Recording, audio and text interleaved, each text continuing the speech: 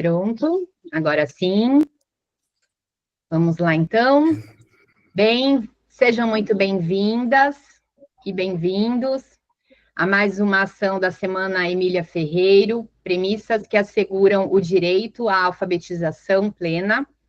Uma semana que é uma celebração internacional dedicada à vida, à obra e ao legado da pesquisadora que transformou nossa forma de compreender o processo de alfabetização e que também celebra o aniversário de 2 anos de relançamento da nossa rede.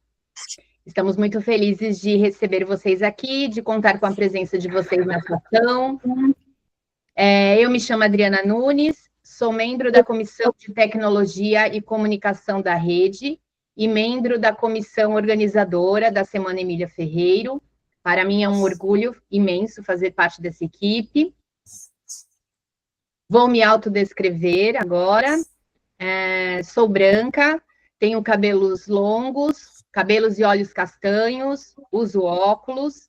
Estou usando no momento uma blusa na cor azul marinho. O fundo, tenho atrás de mim uma imagem feita especialmente para esta semana. Essa imagem tem um mapa da América Latina e 2 logos. Um da Rede Latino-Americana de Alfabetização e o outro da Semana Emília Ferreiro. A Semana Emília Ferreiro é promovida pela Rede Latino-Americana de Alfabetização e reúne diversas ações formativas com o objetivo de refletir, compartilhar práticas e fortalecer o direito à alfabetização plena em toda a América Latina. Uma programação intensa e especial dedicada a preservar conquistas, resistir aos retrocessos e avançar na produção e democratização do conhecimento sobre a alfabetização. Tem um recado agora sobre os certificados.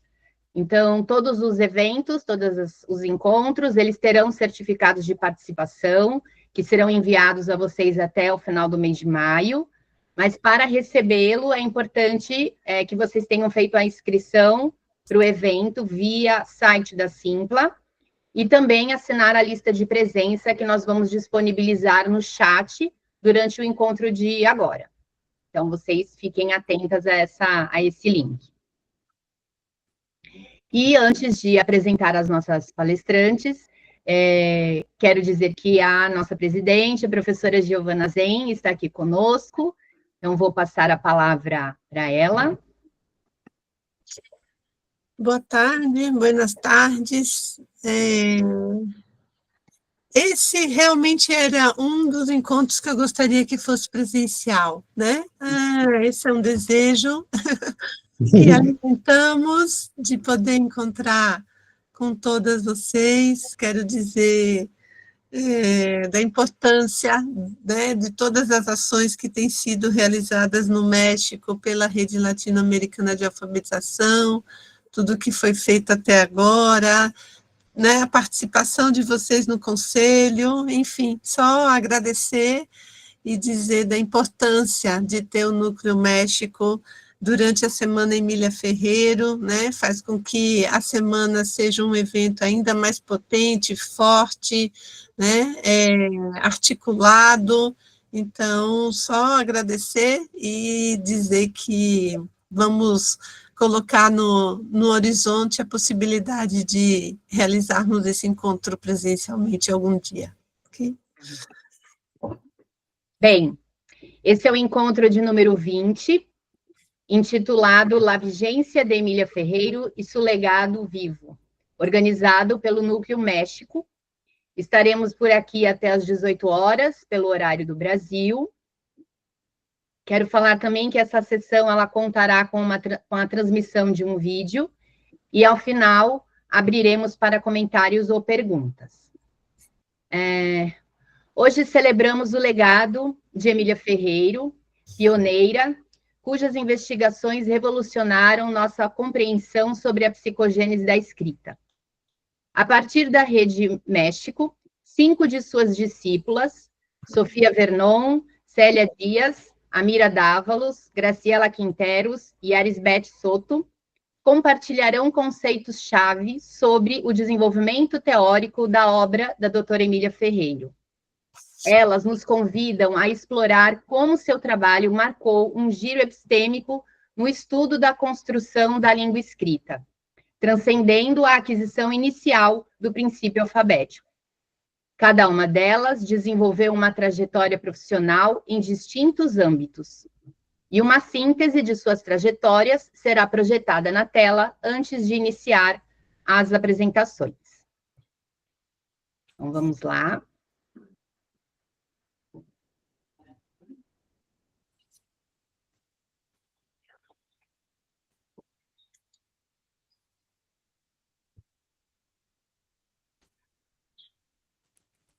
Bienvenidas y bienvenidos a este recorrido por el legado vivo de Emilia Ferreiro. Cuando hablamos del legado vivo, no solo nos referimos a los hallazgos de sus investigaciones, son las voces de sus discípulos, colegas y colaboradores. Es la forma tan potente de cuestionar lo que parece obvio y volverlo un objeto de investigación. Es esa forma de desafiar las suposiciones preestablecidas para ver nuevas posibilidades de interpretación y análisis. Es el diálogo horizontal con el sujeto epistémico y el diálogo crítico con distintas disciplinas. Es el marco que transformó los modos de pensar el mundo y es el conocimiento investigativo que ahora nos permite continuar con el desarrollo teórico al que ella dio vida. Con este legado de fondo, la propuesta de este bloque parte de una idea central. Los aportes de Emilia Ferreiro van mucho más allá del estudio de la adquisición del sistema de escritura. Emilia trabajó sobre la lengua escrita como objeto de conocimiento y no solamente sobre la apropiación de su base alfabética, porque su concepto de alfabetización abarcó el más amplio de los sentidos. A continuación, les presentaremos un video que se organiza en 5 momentos. Cada momento será guiado por una de nosotras. Nuestro objetivo es visibilizar, recuperar y volver a poner en circulación una línea de investigación que sigue vigente. Es esa línea que, aunque parte de la adquisición inicial de la lengua escrita, se extiende hacia los subsistemas de la escritura, hacia las ideas infantiles sobre lo no alfabético, hacia lo textual y sus múltiples complejidades en el marco de contextos lingüísticos diversos, como también el de las lenguas indígenas. El alcance de esta línea de investigación es tal que ha dado lugar y continúa abriendo nuevas preguntas, tesis y desarrollos.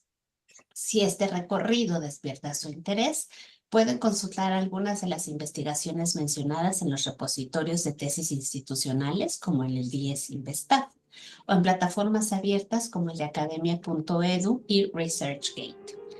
Y si desean profundizar un poco más o proponer algún seminario virtual sobre algún eje específico de los temas que abordamos aquí, pueden escribirnos al correo de Núcleo México que aparecerá al final del video.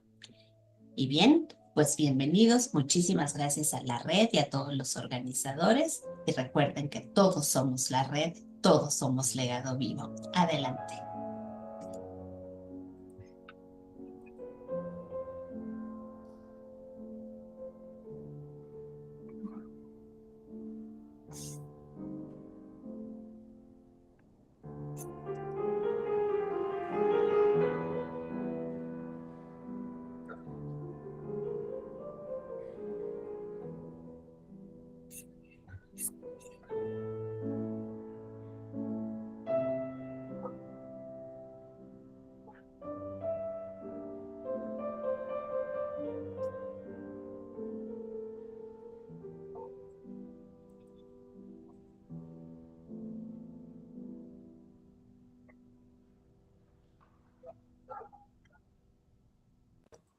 Hola, buenas tardes, soy Sofía Vernon y de antemano me disculpo por la voz, tengo gripa desde hace varios días y todavía no estoy bien, entonces me va a salir un poco horrible, pero bueno.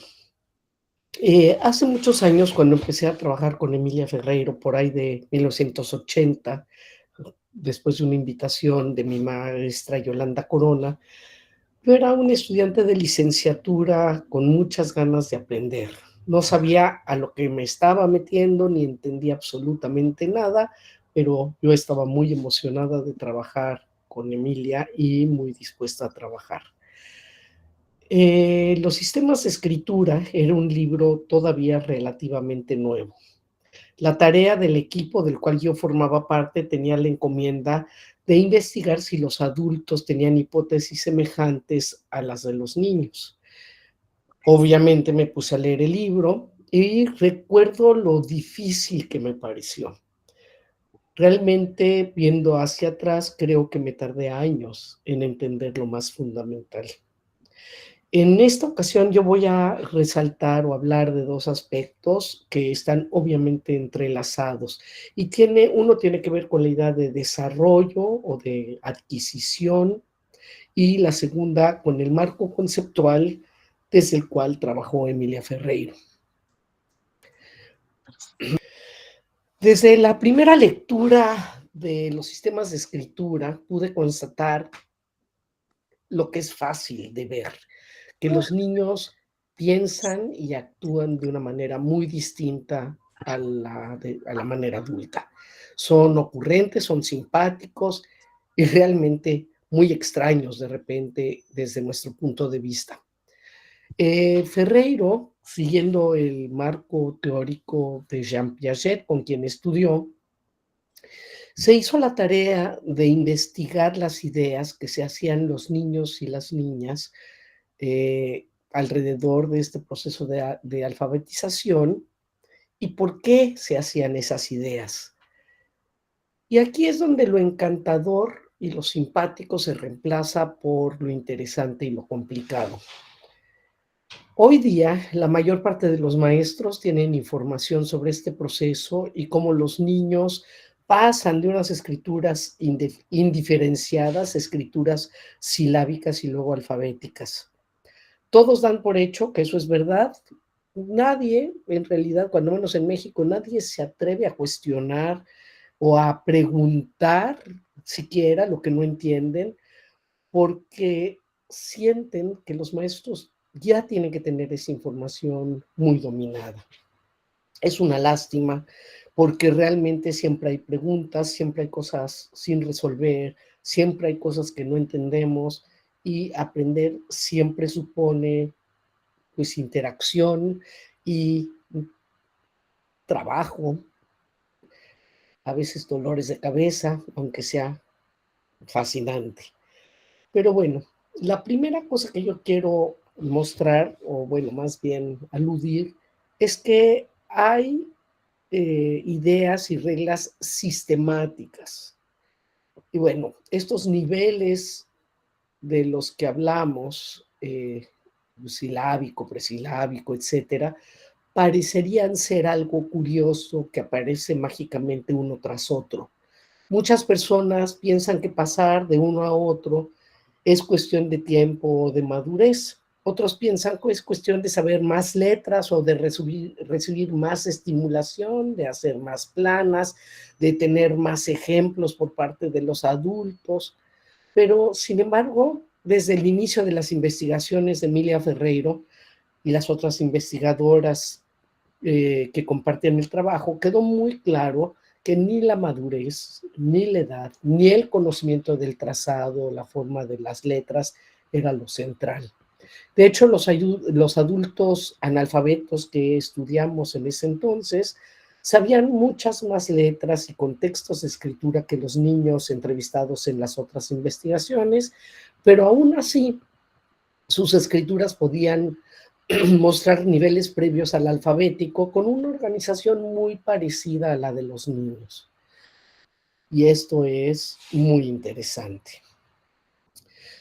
Desde el marco conceptual en el cual trabajaba Emilia Ferreiro, cada uno de estos niveles, presilábico, silábico, etcétera, evoluciona adentro del nivel, no nada más evoluciona para cambiar a otro nivel, sino hay una evolución dentro de cada nivel y se constituye en cada uno un sistema de escritura en donde cada letra, cada elemento tiene un valor determinado que le permite interactuar con las otras letras o elementos de ciertas maneras. Esto suena muy en chino, pero espero que sea claro. Es decir, en cada uno de estos niveles o cada uno de estos sistemas o esquemas de asimilación, si queremos hablar en términos piagetianos, hay reglas claramente definidas y estos esquemas, el conjunto de estos esquemas, le dan una manera al niño de interpretar el mundo, de interpretar, en este caso, las escrituras, y una manera de accionar, de hacer las cosas. O sea, le da una manera específica de leer o de escribir. Por ejemplo, los niños con una hipótesis silábica estricta otorgan a cada letra la posibilidad de representar una sílaba oral. Vamos a ver un ejemplo. Es decir, son niños que han construido una hipótesis fonetizante y por lo tanto hacen corresponder un trozo de sonoridad con una letra estrictamente. Y por lo tanto escriben de manera sistemática una letra, en este caso, por cada sílaba de la palabra oral. Y también leen de esta manera, ¿no? Entonces, Caperucita roja, esa es una escritura silábica muy evidente. Érase una vez Caperucita, ¿no? Hay ejemplos en español, en portugués, en italiano, clarísimos de este tipo de escritura. La cosa es que provoca los cambios de un nivel a otro. Cuando el sistema es, y voy a seguir con el ejemplo, un sistema de escritura silábico, la regla principal es una letra por cada sílaba, pero hay algunas reglas, otras reglas que operan de manera simultánea y que restringen las posibilidades de relación entre las letras. Y, por ejemplo, la idea de que no puede haber varias letras iguales juntas, que también ha sido llamada la hipótesis de variedad interna, o que una escritura debe llevar cuando menos una cierta cantidad de letras, generalmente alrededor de 3. Que también ha sido llamada hipótesis de cantidad mínima. Y una tercera, que es que una palabra, o sea, escrita como el niño cree, no puede ser igual que una palabra distinta escrita. Es decir, tiene que haber alguna diferencia cualitativa o cuantitativa o ambas al mismo tiempo para que efectivamente el niño acepte que ahí dice lo que él dice que dice, ¿no? Estas reglas fundamentales que coexisten en el nivel silábico junto con la idea de una letra por cada sílaba fueron fundamentales para que los niños crearan o construyeran la hipótesis silábica y salieran del nivel presilábico. Pero cuando estamos en el nivel silábico, también constriñen o limitan a la hipótesis silábica o al esquema silábico y lo hacen entrar en problemas. Se crean zonas de dudas, zonas en donde hay contradicciones, hay lagunas. Por ejemplo, si el niño con escrituras silábicas que privilegia el uso de vocales pertinentes, tendría muchas dificultades para escribir algo como agua. Si escribiera agua con 2 As, como aquí, transgrediría las hipótesis de cantidad mínima y de variedad interna, ¿no? Pero también podría chocar con el requisito de que palabras distintas deben escribirse de manera diferente. Por ejemplo, si quisiera escribir falda o taza, probablemente también las escribiría con 2 As y eso va a crear una contradicción. Los niños no aceptan, disculpen, pero pasó un heladero. Bueno, por ejemplo, las escrituras de palabras como sal o gol pueden ser muy complicadas porque son monosilábicas y a veces los niños tratan de resolver el dilema de poner una sola A poniendo 2 o incluso 3 y dividiendo y haciendo corresponder una parte de la sílaba a cada una de estas vocales, como sa, al, o sa, a, al, o go, ol, ¿no? Es decir, tienen manera de solucionarlo, pero existen problemas. Los niños se pueden empezar a sentir incómodos o cuando menos momentáneamente. Y quiero que recuerden esta porque después la voy a retomar. Está en rojo, que no es propiamente, no es lo más común en una escritura silábica, pero después vamos a platicar de ella.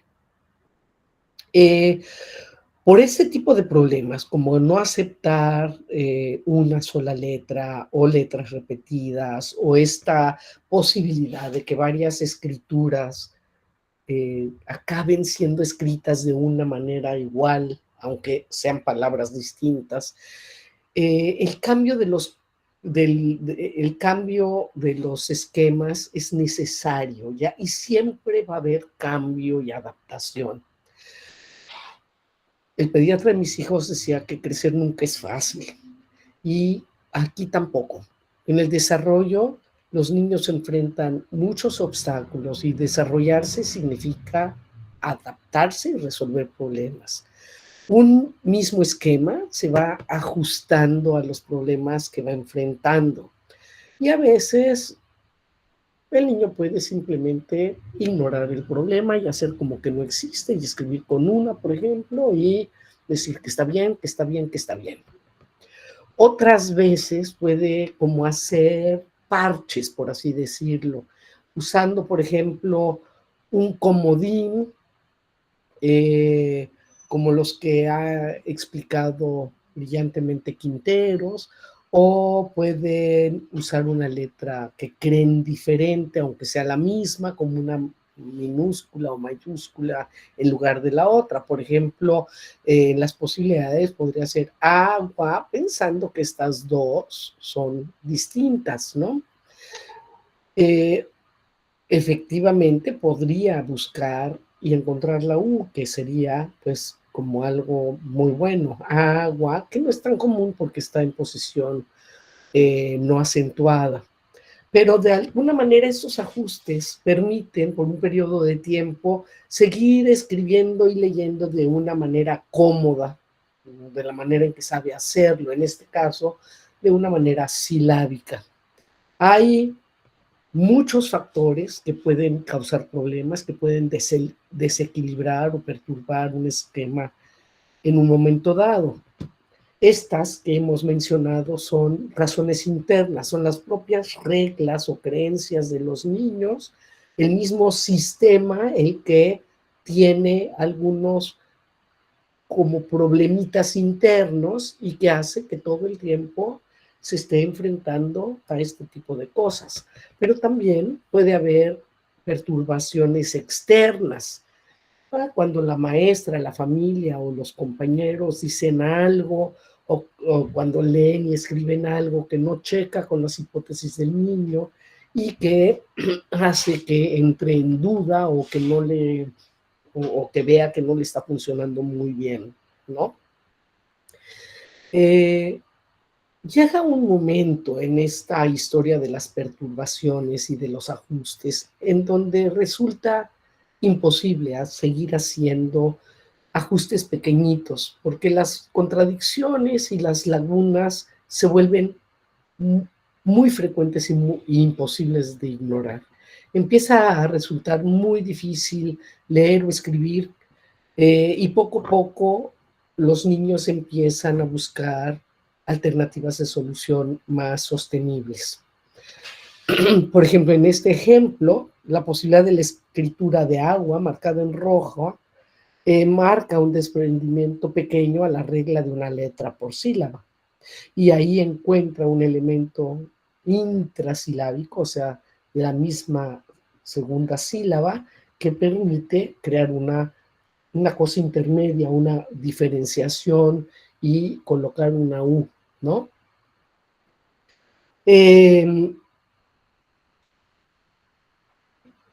Esta posibilidad marca un desprendimiento, entonces, de poner una letra por sílaba, y también significa encontrar este pequeño elemento, la U, que antes hubiera pasado desapercibido.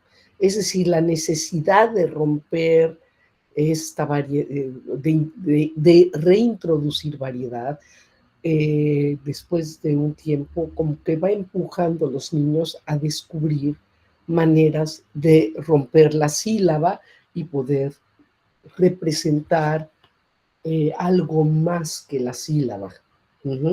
Otros pedacitos de la sílaba, digámoslo así. En realidad, va a ser la única vía posible de solución para resolver las limitaciones que el mismo sistema silábico o el esquema silábico impone a los niños, porque resuelve el problema de la variedad, de la diferenciación entre palabras y de cantidad mínima. Sin embargo, la construcción de esta nueva hipótesis, en la que la sílaba puede ser, por así decirlo, desmenuzada, requerirá rehacer el sistema y establecer un nuevo orden. Y esto quiero resaltarlo siempre.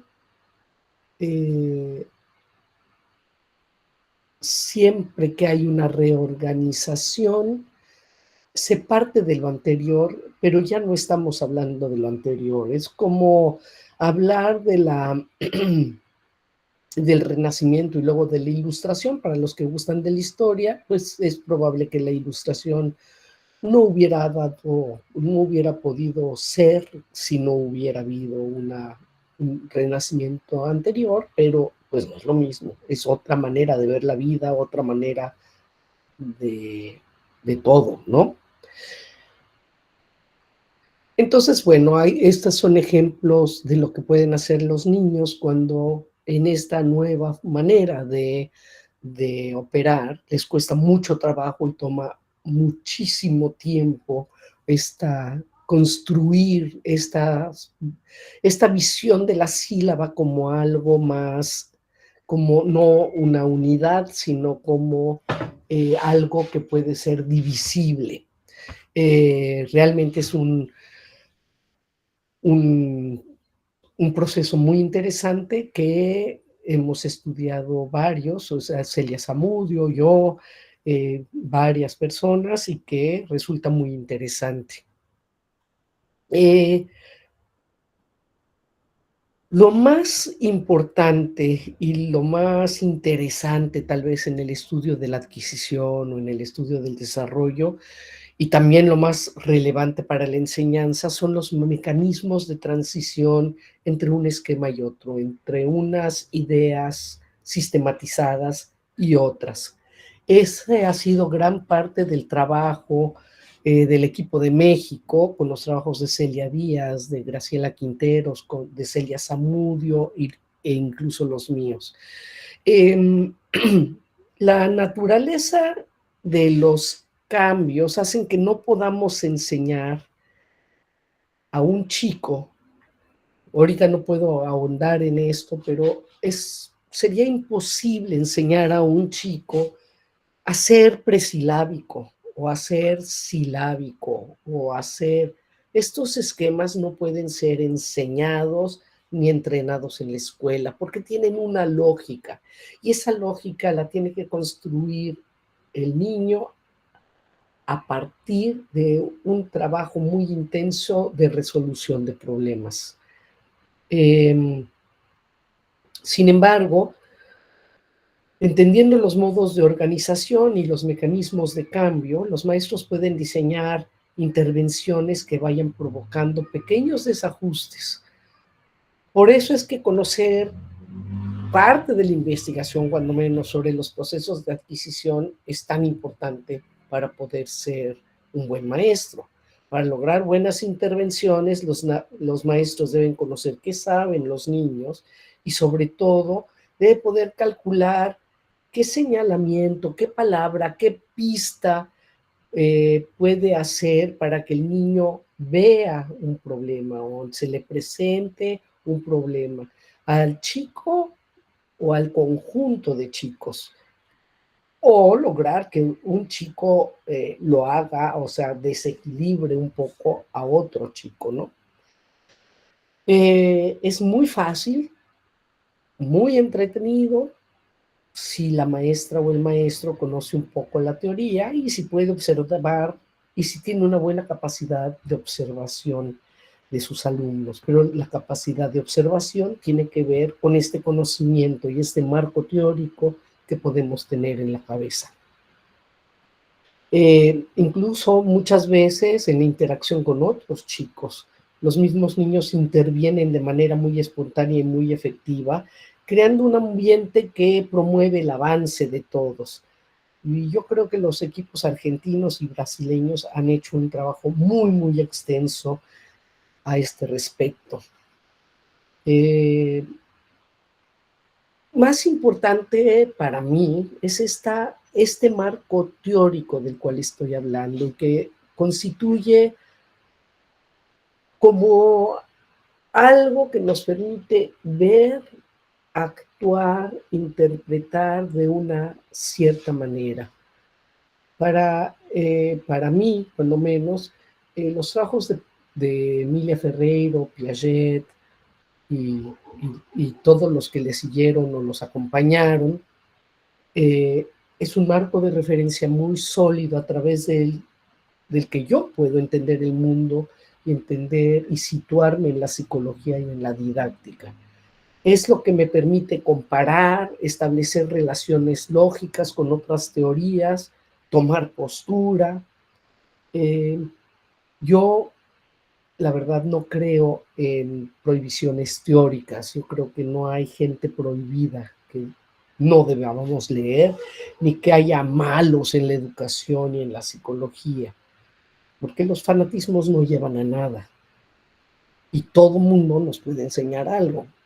Pero leer, comparar, sopesar, enseña mucho, pero para poder hacerlo y no creerse todo lo que uno va encontrando en el camino de manera indiscriminada, es indispensable tener ciertas guías y un criterio construido que pueda, para poder encontrar semejanzas y diferencias entre teorías, relaciones causales, en fin, buscar los orígenes de algo que vemos. A lo que voy es tener un marco teórico de referencia, abre las posibilidades y permite mantener el orden, la calma, y cuando menos da las bases para encontrar una calma más estable cuando entramos en duda y cuando empezamos a hacernos bolas y a confundirnos. Creo que para los investigadores, para los psicólogos, para los maestros, tener claras las ideas y estas, ¿qué son estos esquemas? ¿Cuáles son estos modos de organización? ¿Cómo se pasa de uno a otro? ¿Cuáles son esos mecanismos de cambio? Es probablemente lo más importante de saber, porque es nuestra guía y nuestra tranquilidad. Muchas gracias a todos y otra vez disculpas por mi voz y espero que les haya servido de algo. Nos vemos.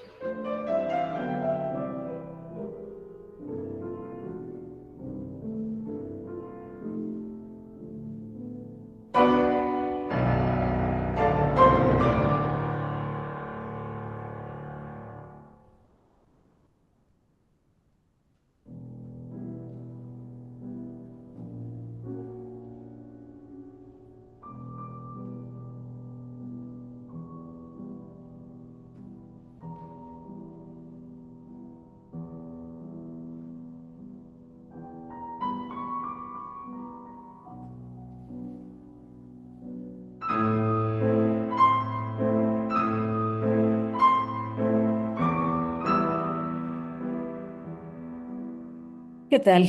Buenas tardes.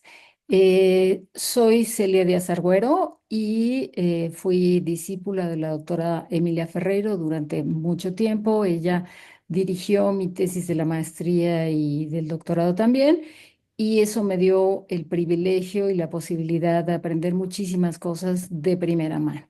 Entonces, esta tarde voy a hablar de algunos aspectos que necesariamente expondré de manera breve, aunque cada uno de ellos pues merecería una sesión mucho más larga, pero lo único que quiero es invitar a una reflexión y a una revisión de los trabajos que se han hecho sobre lo que voy a exponer. Entonces, conocemos bien el proceso de construcción de conocimiento del lenguaje escrito por muchos de los trabajos que Emilia y un equipo muy importante inició a finales de los años 70, y estas investigaciones nos han permitido entender que quienes están intentando descubrir el sistema de escritura, que es un sistema tan importante para la constitución de las sociedades como las que habitamos, pues se hacen preguntas muy interesantes. Y no voy a referirme únicamente a niños y niñas, porque también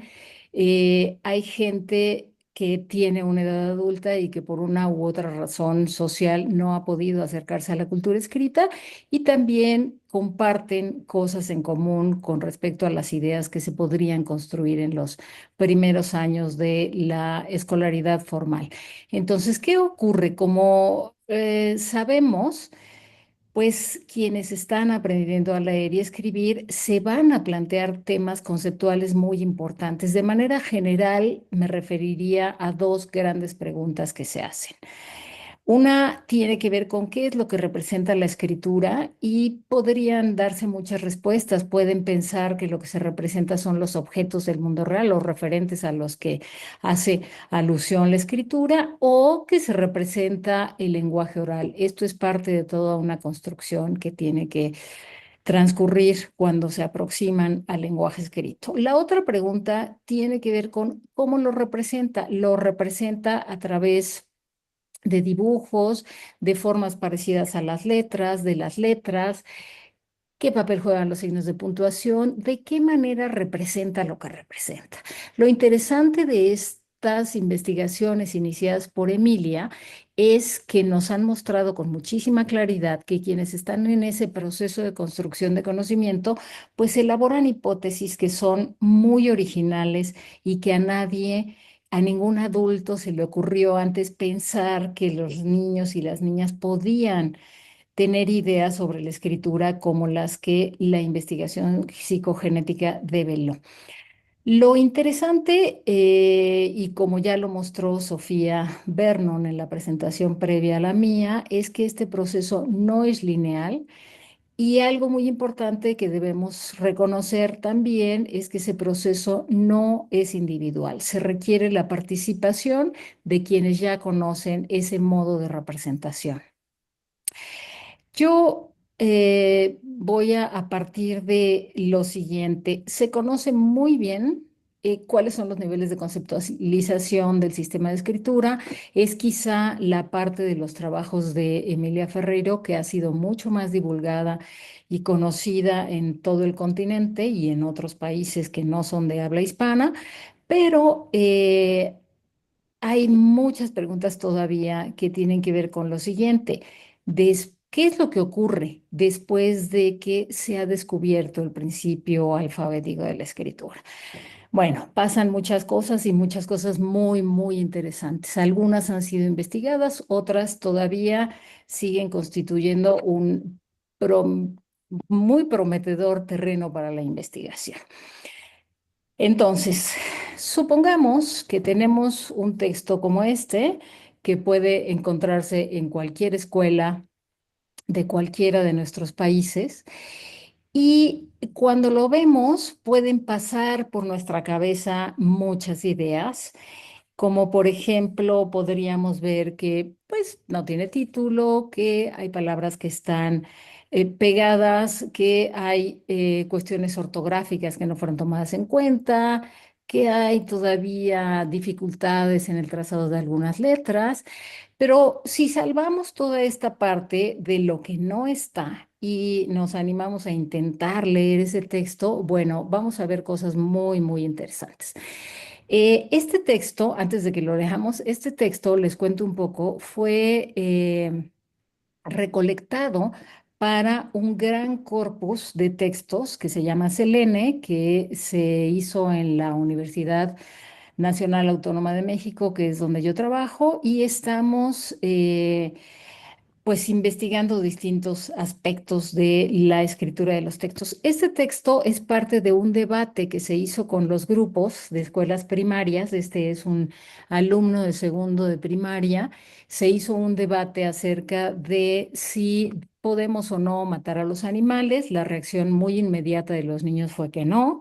Pero cuando empezamos a comentar aspectos como qué hacer en caso de que pongan en riesgo nuestra vida, cómo nos alimentamos o no podemos alimentarnos, en fin, una serie de cuestiones adicionales al solo hecho de matar o no matar, pues empezaron a hacer muchas reflexiones. Posteriormente les pedimos que escribieran su punto de vista. Entonces, este chiquito escribe lo siguiente y dice, no debe matar ni usarlas como botas y abrigo. Son seres vivos. Ellos no nos hacen nada. Nosotros los matamos.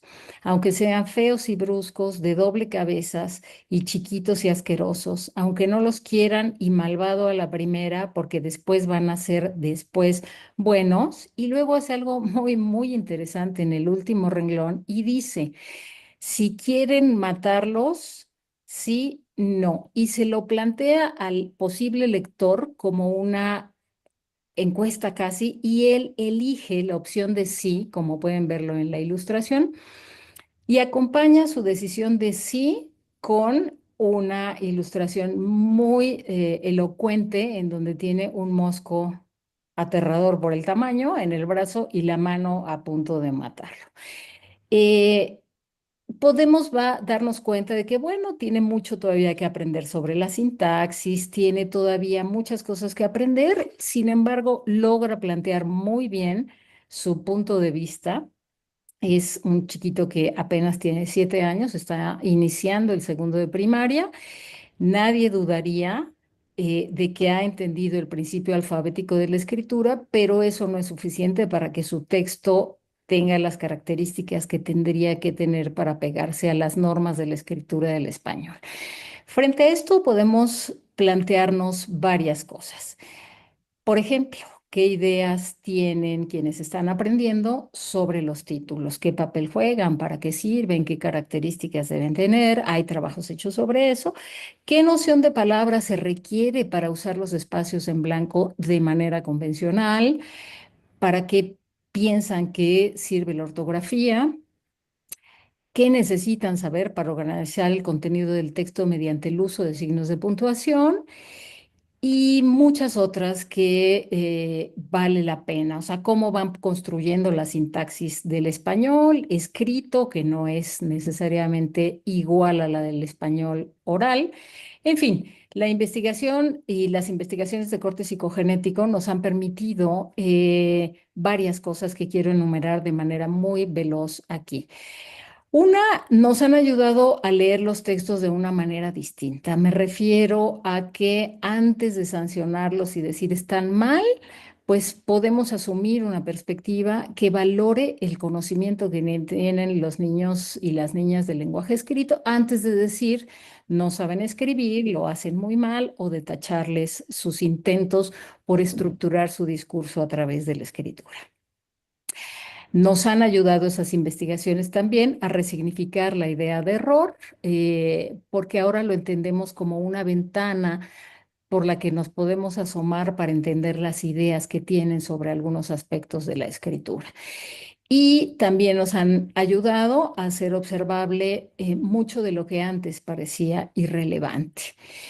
Emilia no fue ajena a todas estas preocupaciones y desde la primera gran obra en donde se plantean todos los principios de la psicología genética con respecto a la escritura, que se publicó en 1979 y que es un gran programa de investigación, pues ahí hizo un par de capítulos, uno que se llamaba Aspectos formales del grafismo y su interpretación, y trataba de indagar qué ideas tenían sobre las letras, los números y los signos de puntuación.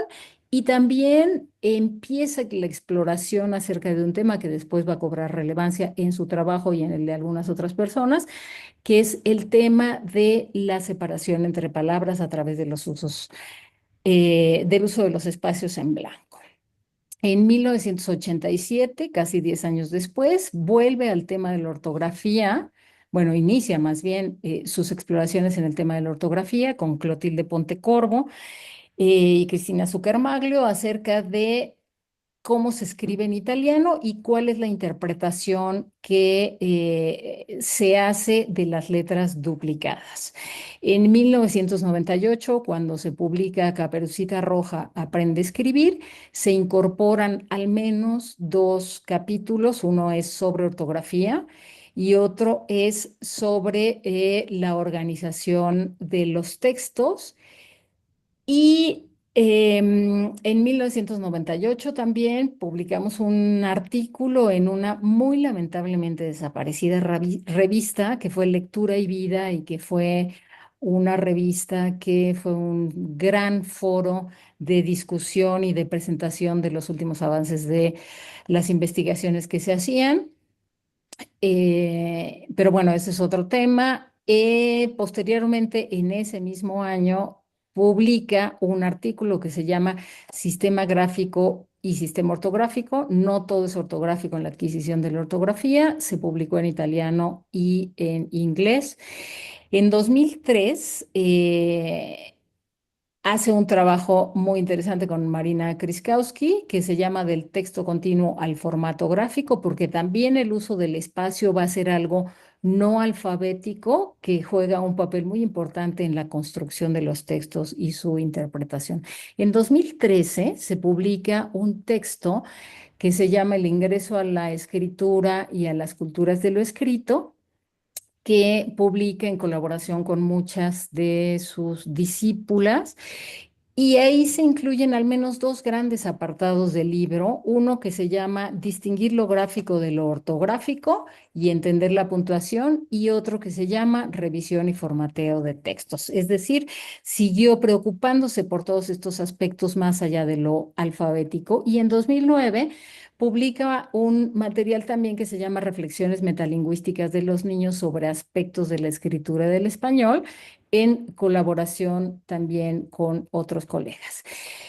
Pongo aquí, para casi terminar, una lista de sus alumnos y alumnas que hicimos algún trabajo vinculado con esos aspectos no alfabéticos. De hecho, el primero, que es el trabajo de Jorge Vaca en 1986, es un trabajo que justamente aborda lo no alfabético del sistema de escritura. Y si observan, durante casi una treintena de años, ella sigue explorando esto junto con sus estudiantes, para seguir abordando, que estoy poniendo las más relevantes y que tienen temas más vinculados. Esto no quiere decir que no se hayan explorado cuestiones en otras tesis.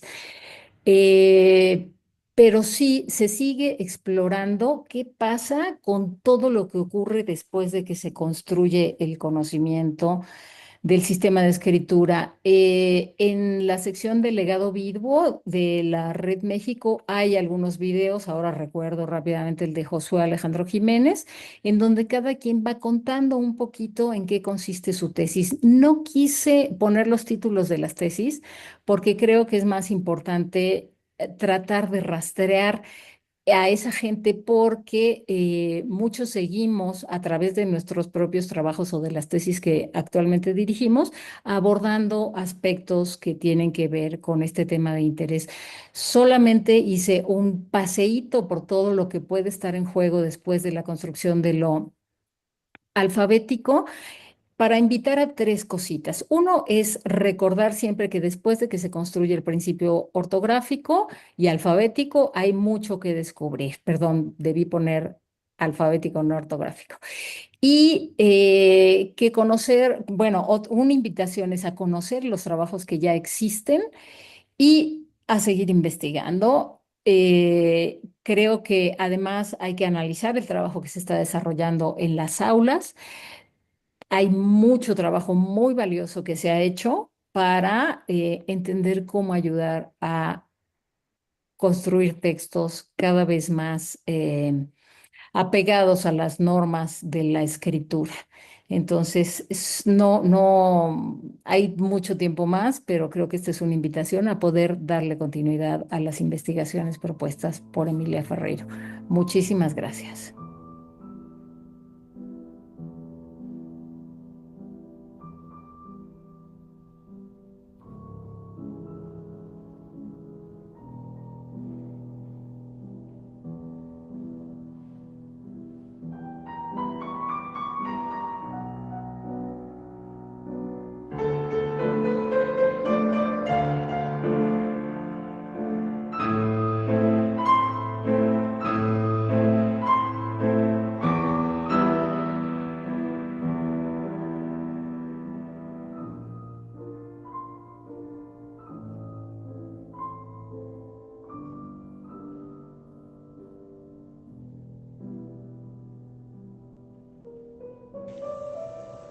Hola, ¿qué tal? Un gran saludo a todas y a todos el día de hoy. Yo soy Amira Dávalos y también soy discípula de Emilia Ferreiro.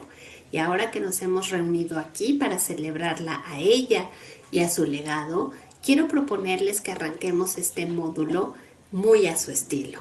Y eso es, les propongo que pensemos, ¿qué podemos aprender sobre puntuación de mano de los niños?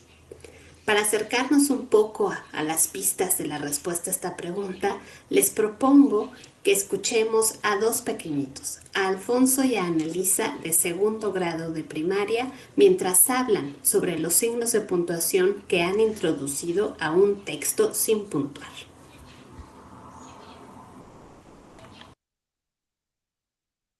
Puse esto para que se oyera más, como más sorpresa con los.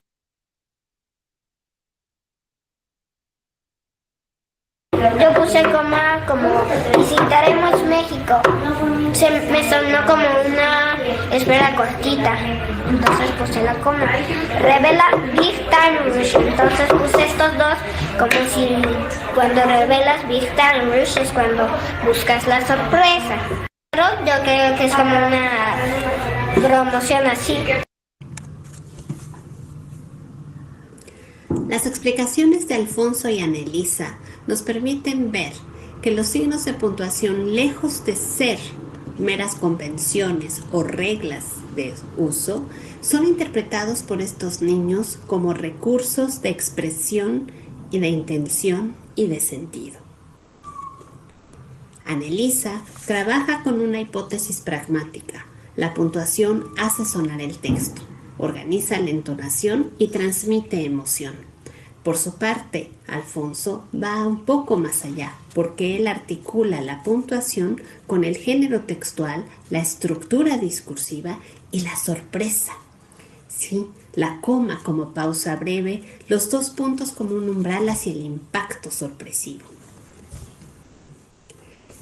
Estas respuestas son un buen ejemplo de cómo los niños en realidad no esperan a que alguien llegue y les diga cómo se usan tales o cuales signos y cuáles son las reglas.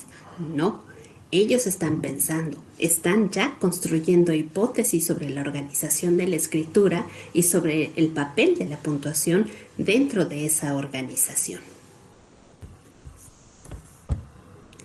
Esa manera respetuosa de mirar al niño y de escucharlo vive como un legado en cada uno de los discípulos y discípulas de Emilia Ferreiro, en cada uno de nosotros que desea seguir sosteniendo estos diálogos nutridos e inteligentes con ellos.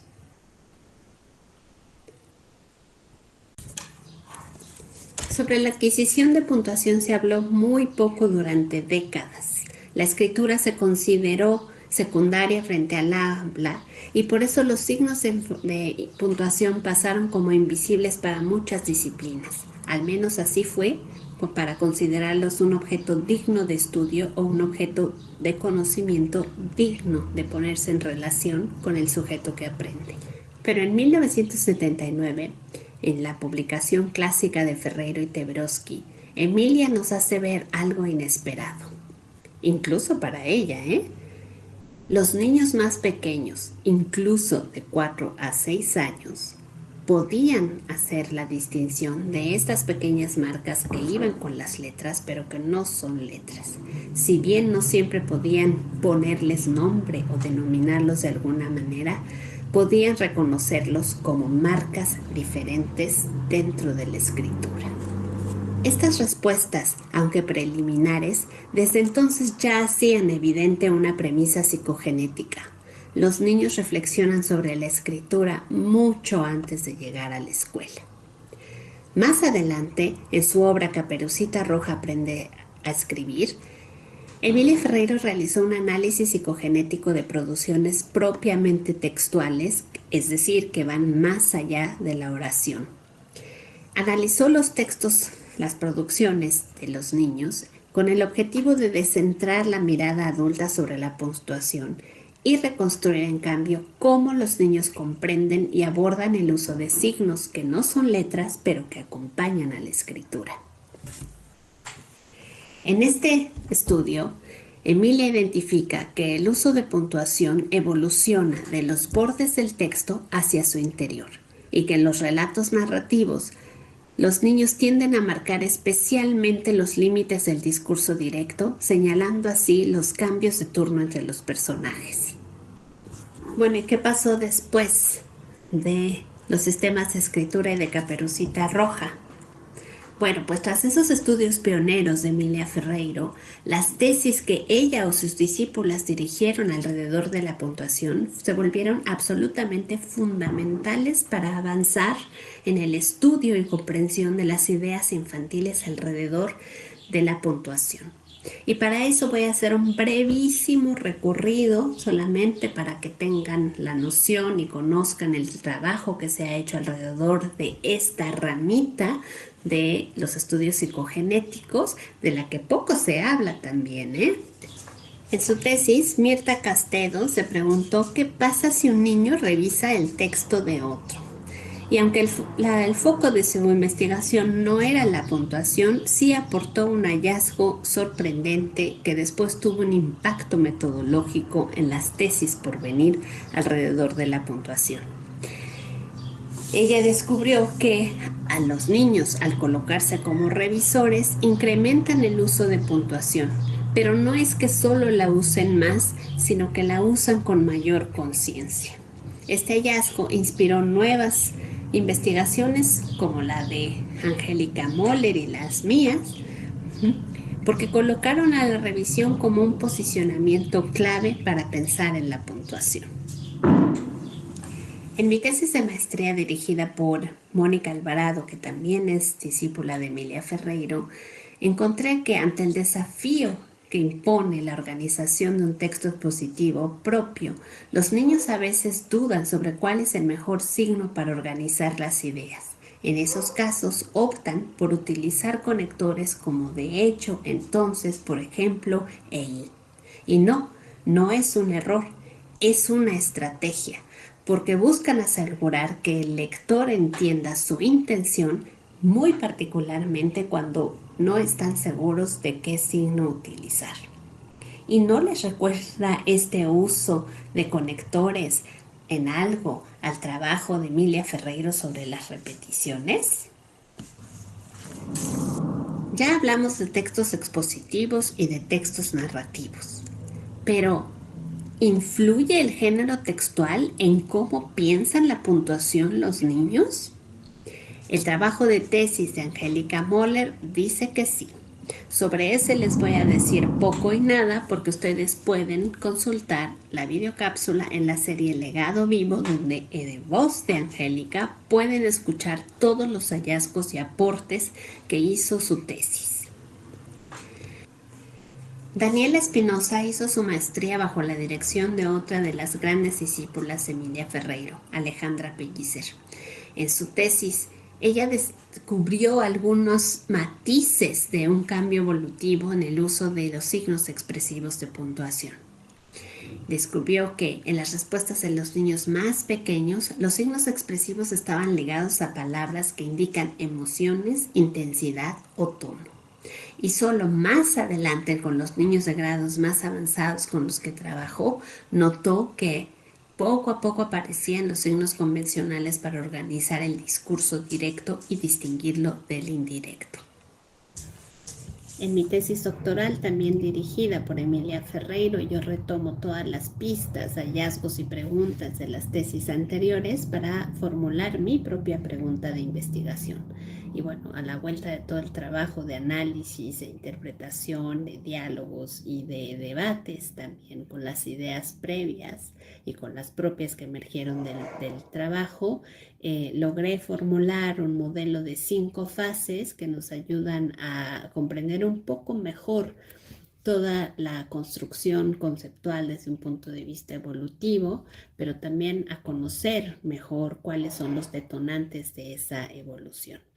Y bueno, así en toda esta cadenita cronológica también digamos que se puede hacer observable otra cosa que Emilia nos enseñó, y es que todos los trabajos se interconectan, unas tesis alimentan a otras, o algunos hallazgos abren preguntas que no se hubiesen planteado de no haberse hecho ese trabajo previo. Y así es como se va montando el desarrollo teórico alrededor de un objeto de conocimiento, y ese es otro aprendizaje que nos deja Emilia y que vive en nosotros y que deseamos, por supuesto, que continúe. Y eso nos lleva a preguntarnos qué pasa con la puntuación y los niños más pequeños que apenas están aprendiendo a leer y escribir. Y bueno, les cuento una anécdota que para mí es muy linda y muy significativa. Después de que yo me titulé, que obtuve el doctorado, Emilia y yo nos quedamos muy engolosinadas, muy enganchadas con el tema de la puntuación. Por cerca de 2 años estuvimos haciendo como un listado de cosas que debían explorarse. Hicimos esbozos sobre la metodología para indagar esa lista de pendientes.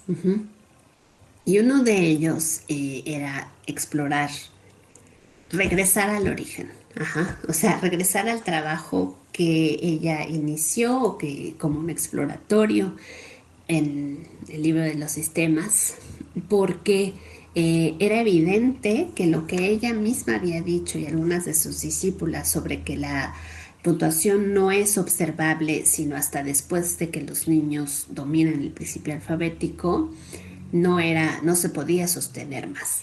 Mi tesis y las tesis de todas sus discípulas anteriores en este eje temporal mostraban que los niños más pequeños llegaban a la primaria ya con unas nociones de puntuación. Pero Emilia, pelando ajos, me dijo, pero eso vamos a dejarlo para después porque va a ser muy difícil hacer ver lo que los niños saben antes de leer y escribir. Entonces yo, en esta relación que teníamos, en la que, bueno, yo soy un poquito rebelde y Emilia, digamos, toleraba esa característica, yo le dije a Emilia que claro que se podía, o sea, que lo único que teníamos que hacer era pensar un poquito más el cómo, ¿no? O sea, metodológicamente hablando, pero claro que había posibilidades de hacer esa indagación. Y Emilia, así como cuando me puso a prueba sobre cuál es la mejor técnica más rápida para pelar ajos, volteó y me dijo, convénceme. Y bueno, ¿cómo les digo? La convencí. La publicación de ese trabajo fue mi último regalo fue el último regalo para mi maestra. Y está cargado con una dedicatoria llena de cariño en un capítulo que aparece en un libro coordinado por Diana Solares y Karina G. Zimmerman, ambas de la UAC en México, que bueno, yo les invito a ver y a explorar. Bueno, en fin. Lo que quiero decirles con todo este recorrido es que tenemos muchos indicios ya y claros de que los niños reflexionan activamente sobre la puntuación, tanto en actos de lectura como escritura. Y poder hacer observables esas reflexiones, poder comunicarlas a través de documentos académicos, es parte del legado vivo de Emilia Ferreiro. Y sobre todo quiero destacar en esta participación que el legado de Emilia Ferreiro es un legado en expansión, que hoy todavía invita a nuevas preguntas, a nuevas miradas y nuevos recorridos.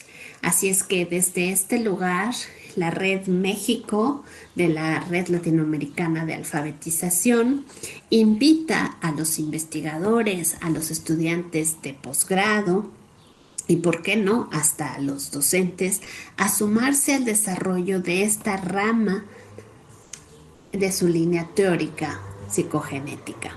Hay mucho por descubrir y el diálogo con los niños, lo sabemos, siempre es un camino fértil. ¿Y saben qué? Queremos que siga creciendo este legado.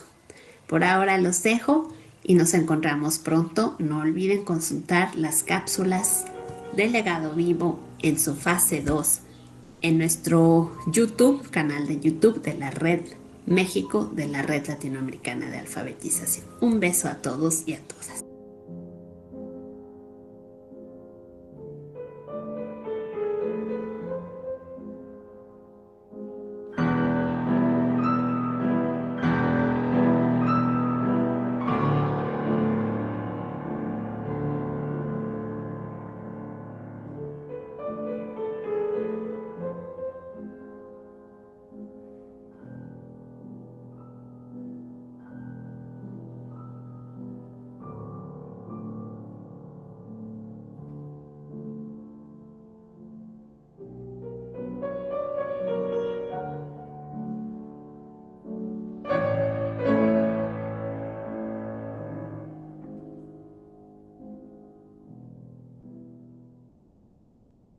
Estimadas compañeras y compañeros de la red, es un gusto participar en este evento en homenaje a Emilia Ferreiro y compartir con ustedes un pedacito de nuestro trabajo aquí en México.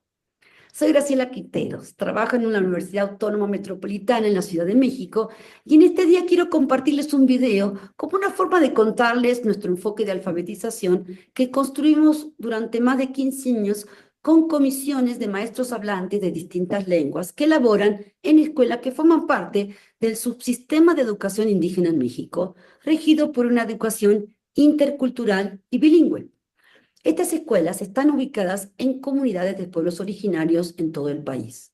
El objetivo central fue integrar las lenguas indígenas como objeto de estudio en los planes y programas de México desde nuestra perspectiva constructivista.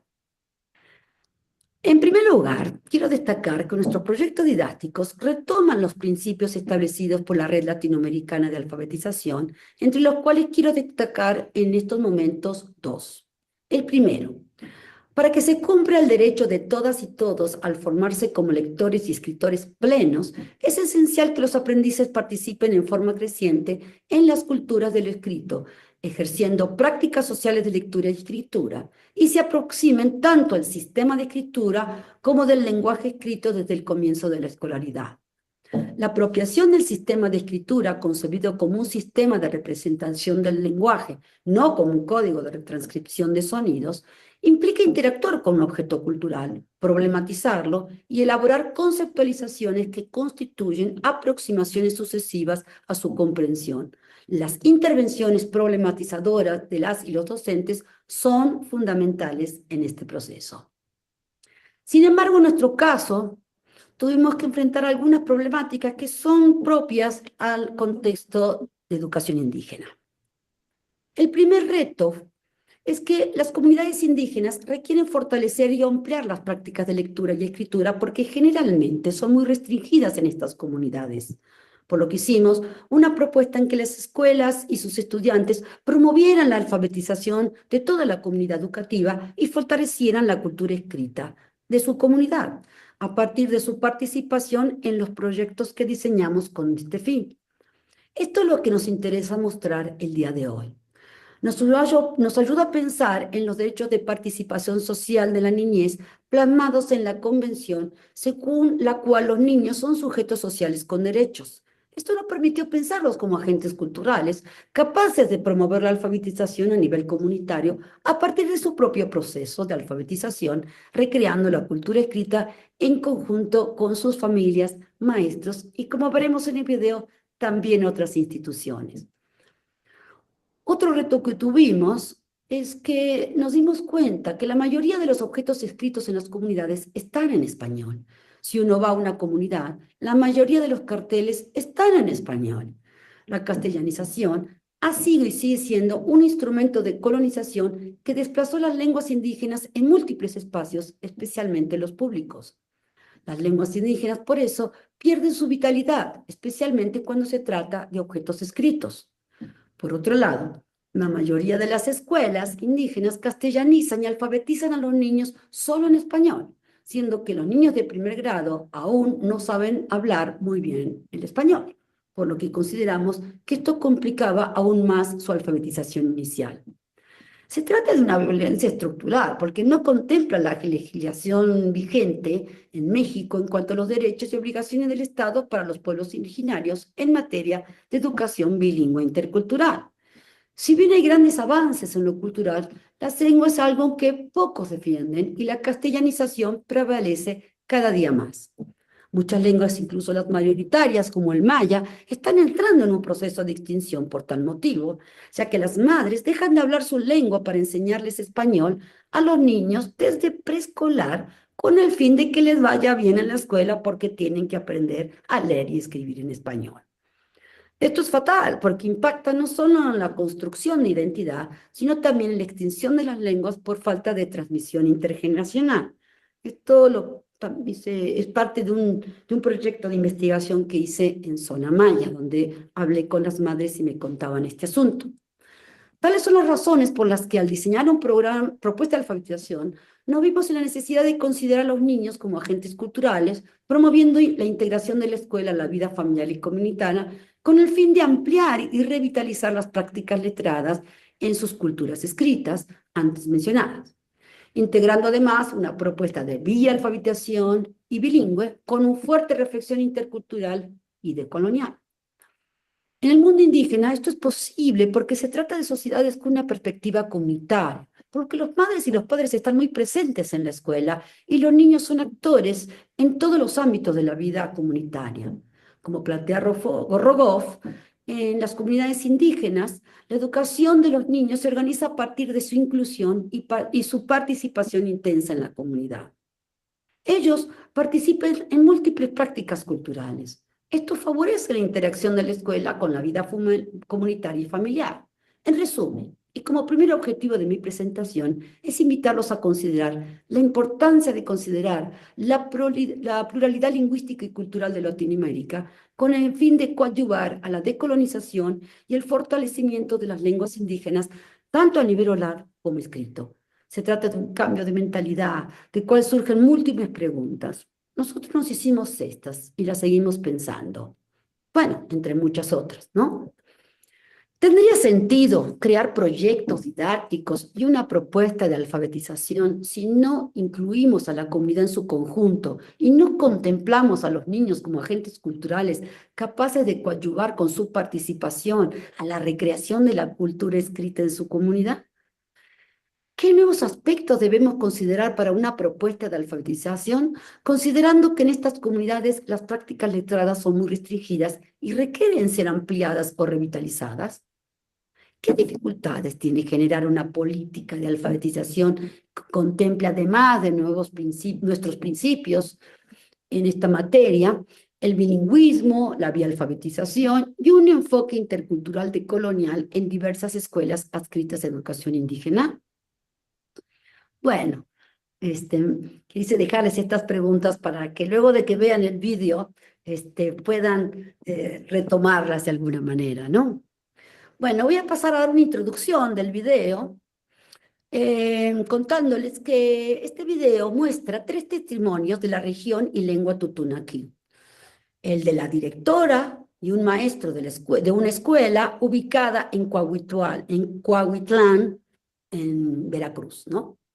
Ellos dan su testimonio sobre estos proyectos didácticos dirigidos a primero y segundo grado, porque se tratan de una escuela multigrado. Pero en el video nos platican sobre lo ocurrido solo con primer grado. Para este grupo, el objetivo último de este proyecto didáctico fue colocar letreros en espacios públicos en lengua tutunacú, ya que la mayoría están en español. La secuencia didáctica inicia con una reflexión sobre la función social que tienen los pocos carteles que pueden observarse en la comunidad por ambos grupos. A ellos se les invita a organizarse en parejas para observar los letreros que hay alrededor de la escuela en conjunto con familiares y el maestro, con el fin de comentar qué podrá decir en cada uno de ellos, para qué los habrán puesto ahí o para qué creen que sirvan. También se los invita a que digan en cuál lengua creen que están escritos, si en español o en tutunacú, aun cuando todavía no saben leer. Luego de estas consignas y reflexiones, se invita a los niños y sus padres a realizar un recorrido alrededor de la escuela para observar los letreros que ven. Al regresar a la clase, se problematiza varios aspectos, pero en el día de hoy me parece importante remarcar el hecho de que todos están escritos en español, que fue una de las preguntas de las observaciones que hicieron. Cuando en su comunidad todos hablan en tutunacú. De esta forma se les invita a colaborar en conjunto con sus padres y maestros para elaborar y colocar letreros en su comunidad en lengua tutunacú. Para ello es necesario crear nuevos nombres, muchos de los cuales nunca fueron pensados. Bueno, los dejo con el video un ratito y les agradezco mucho y espero que les guste.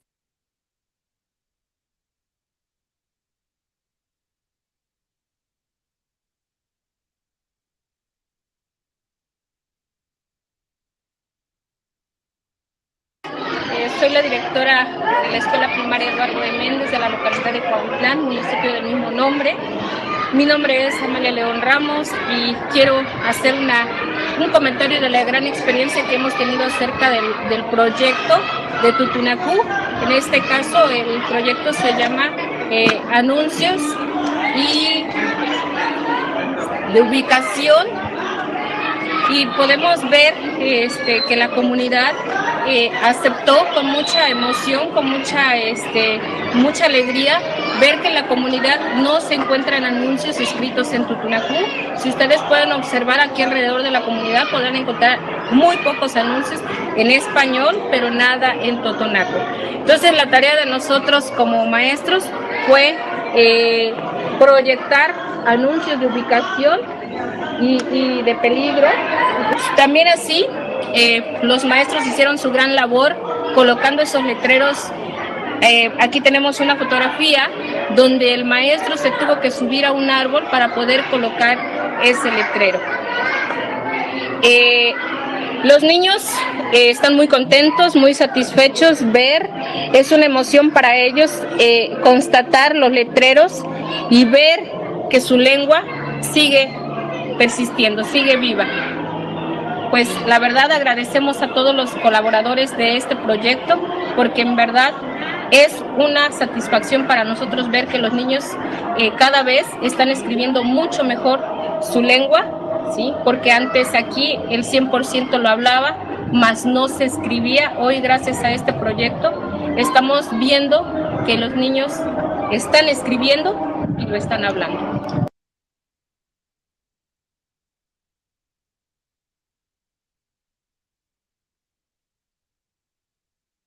Antes que nada, buenas tardes. Mi nombre es Adán Méndez García. Laboro en la Escuela Eduardo Méndez de la comunidad de Coahuitlán. Doy mi testimonio sobre los letreros de ubicación que se ubicaron en la comunidad de Coahuitlán. En este caso,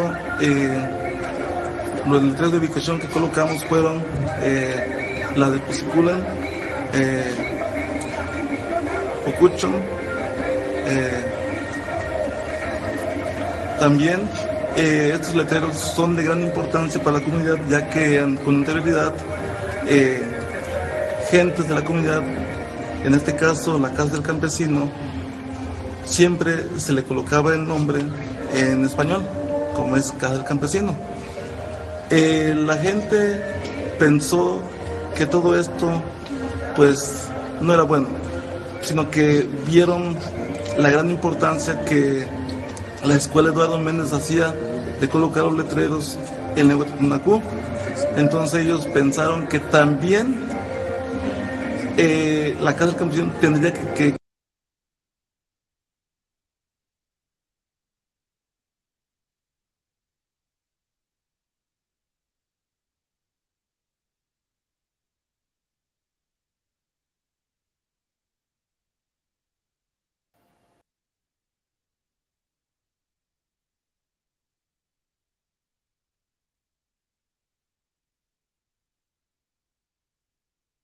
Tú nos dices, Adriana. Vídeo parou, né? Sim. Aqui, para mim, tá carregando. Não...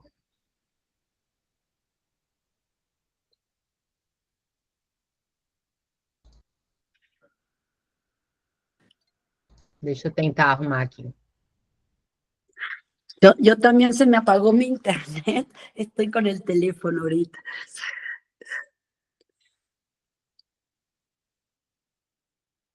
O link, o vídeo para mim tá travado. Ah, caray. Eso no sé cómo arreglarlo, pero puedo retomar la transmisión si les parece. Nos queda el fragmento de análisis de Blackie y una última intervención. Son alrededor de 20 minutos lo que hace falta. Eu vou parar o compartilhamento e vou tentar novamente, para ver se ele vai. Segue. Sí, sí.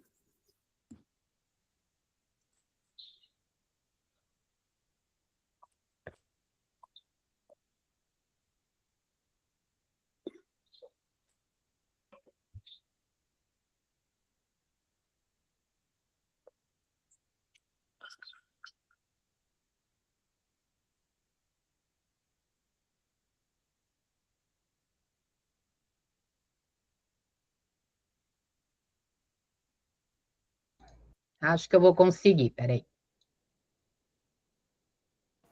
Qué bien, muchas gracias.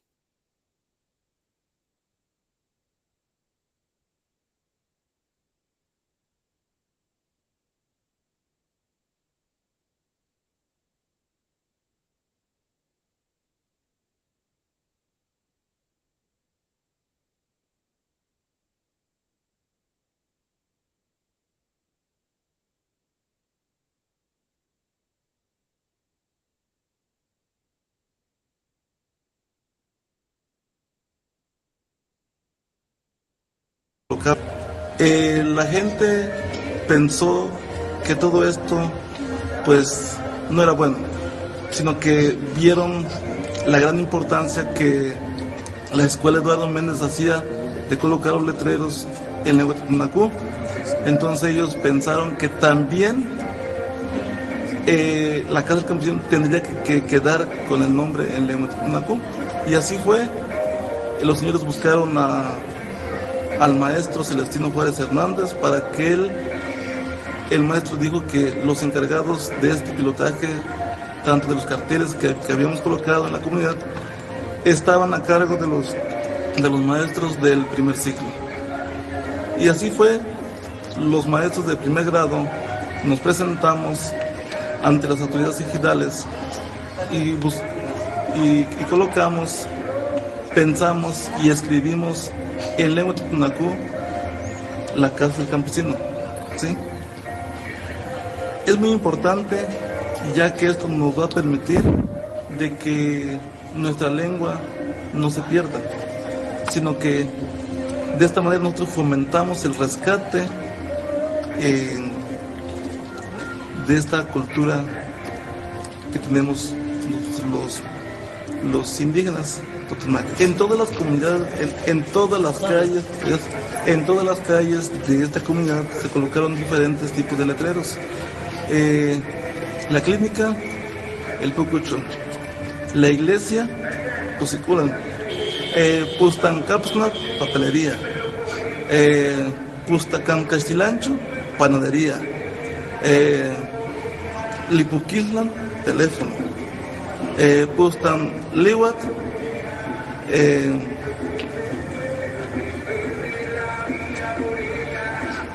sería como un lugar donde se venda comida.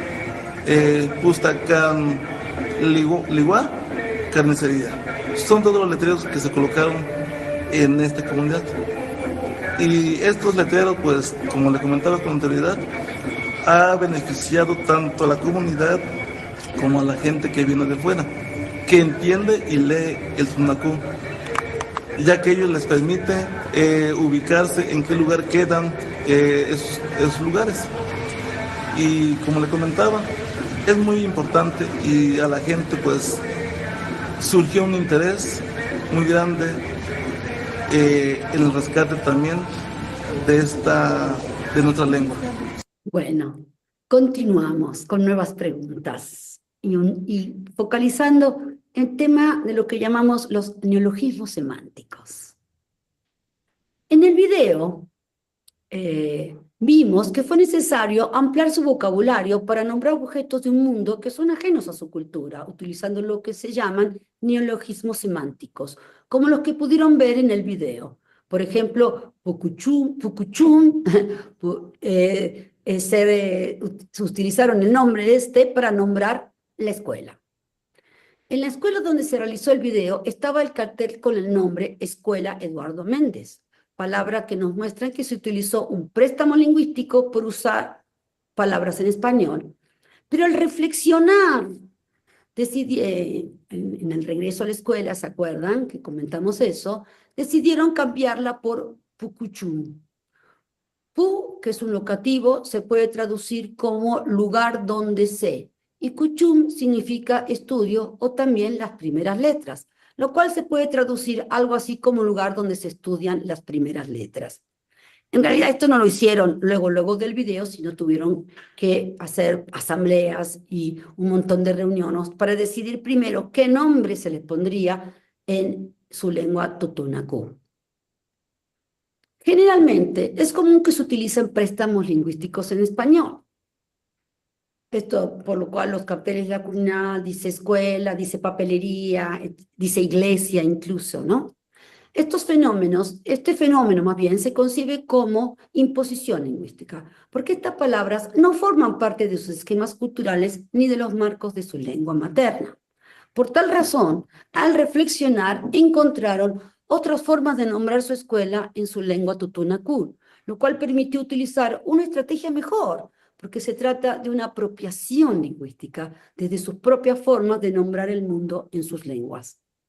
El filósofo Carlos Leckensdorf escribió que un pueblo que ha desarrollado un idioma tiene a la vez su manera de filosofar, es decir, de crear pensamientos y sentimientos socializados mediante palabras.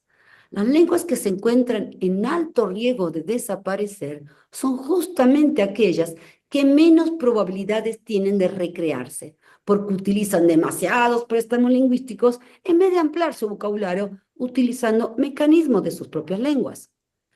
En el video vimos el impresionante trabajo que los niños en conjunto con sus padres y maestros y personas de la comunidad hicieron para nombrar estos carteles en su lengua totonacú. Esto les llevó a realizar varias asambleas porque se trataban de carteles públicos, así que había que ponerse de acuerdo. Un trabajo verdaderamente comunitario que hizo que todos reflexionaran sobre su lengua para solucionar este problema. Como vieron en el video, esto tuvo un impacto muy positivo en la población que logró una reflexión decolonial muy profunda sobre la problemática relativa a la castellanización. De esta manera, la gente y especialmente los niños de primer grado descubrieron que pueden recrear su lengua y ampliar su vocabulario para adaptarla al mundo de hoy, innovando, reinventando y dándole sentidos a los objetos nuevos que ingresan en sus comunidades pensándola desde sus propios marcos culturales. Sin embargo, el lenguaje oral en las comunidades, no todas usan los mismos nombres que inventan, ya que estos se recrean por grupos o personas específicas porque está la computadora y la nombran en sus lenguas y le inventan una nombre en sus lenguas, como por dar un ejemplo, pero su normalización exige un proceso de larga duración. Entonces surgen una nueva pregunta. Y la última que les planteo en esta presentación. ¿Qué papel creen que tiene el lenguaje escrito en renombrar objetos ajenos a sus culturas para revitalizar y ampliar el vocabulario de sus lenguas? Yo creo que el lenguaje escrito tiene un papel muy importante y también que es central en una región como Latinoamérica, en donde hay una diversidad enorme en términos culturales y lingüísticos también. Espero que les haya gustado y que tengamos alguna oportunidad, veremos cómo, para responder quizás preguntas que tengan sobre estos videos que vimos hoy, ¿no? Muchísimo gusto, un placer estar aquí. Muchas gracias por su participación y nos vemos. No se pierdan la oportunidad.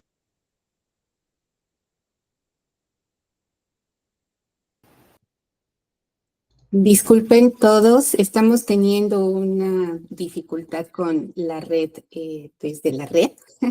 Entonces, vamos a hacer un cambio de estrategia para...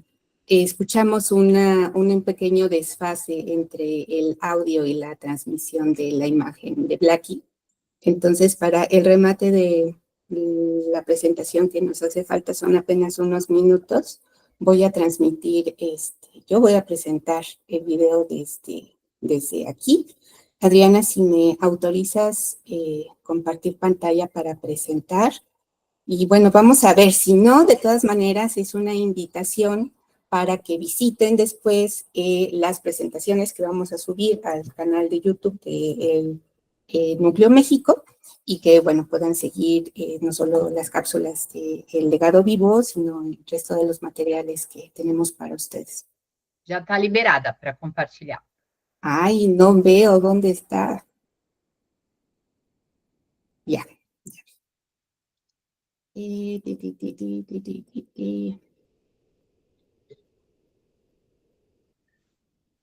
Bueno.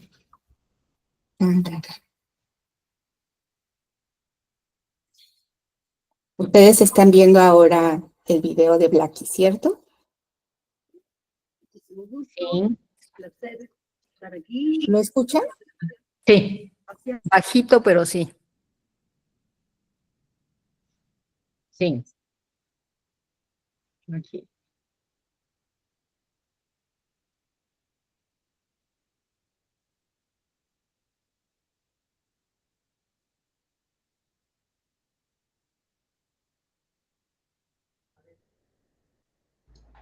Aris, tem que compartilhar o áudio também. O áudio não está saindo.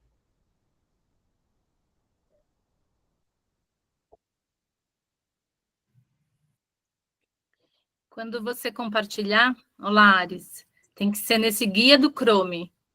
E logo abaixo tem um item, compartilhar também o áudio da guia. Aí você precisa estar selecionado. No te oímos, Aris.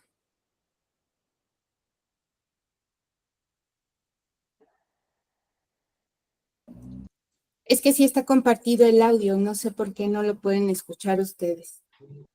Pero de todas maneras estamos muy cerca del término de la sesión. Entonces, no sé, creo que tenemos que tomar una decisión radical de abrir el espacio para preguntas, quizá para algún comentario, porque de todas maneras no nos daría tiempo de presentar lo que falta. Pero Entonces, falta tu presentación, Aris, y si yo la vi ya y si es importante. sí, lo que pasa es que si no encuentro cómo activar el audio, no vamos a poder. Quando você põe em compartilhar, precisa estar nesse item, guia do Chrome. Não pode ser ventana, nem pantalla cheia. Não sei se é assim que aparece para você. Ajá. guia do Chrome. Aí seleciona, ativa o som, aqui logo abaixo, compartilhar também o sonido da guia, não sei se é assim que aparece em espanhol. Y ahí hay que prender esto. Pero no encuentro dónde, o sea, tengo abierto el archivo y no lo reconoce, o sea, no tengo esas opciones.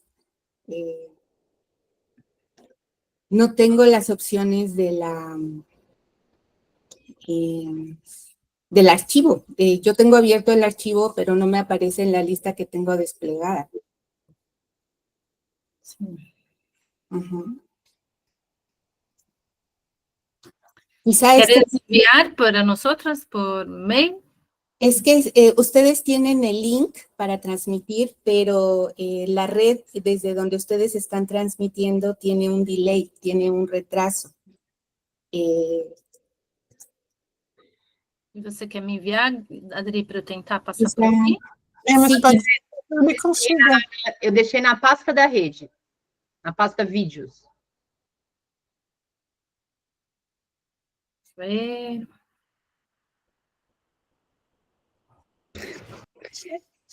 Y apresentação, rede, é isso, né? Tengo yo el vídeo, Aris, porque ya me volvió al internet, capaz que yo lo puedo ver si lo logro yo, no sé. No, pero no lo puedo, no tengo WhatsApp aquí. El link del vídeo. Lo mandaron por email, por último. Hay que liberar o acesso. Eu pedi agora.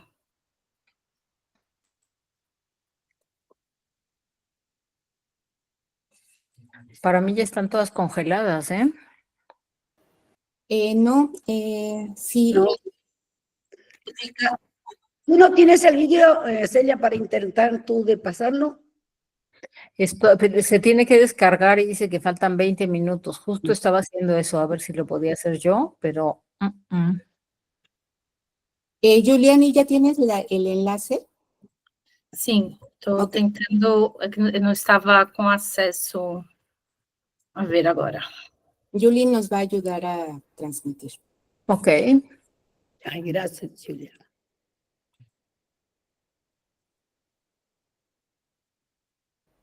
Bueno, tomamos esta opción porque hay que adelantarlo. Sim, é bem lá na frente, Julia, por aí, um pouco mais. Bueno, un poquito a la casa. Bueno, ahí está. Põe uma hora. ¡Bravo! Para descubrir estos trabajos.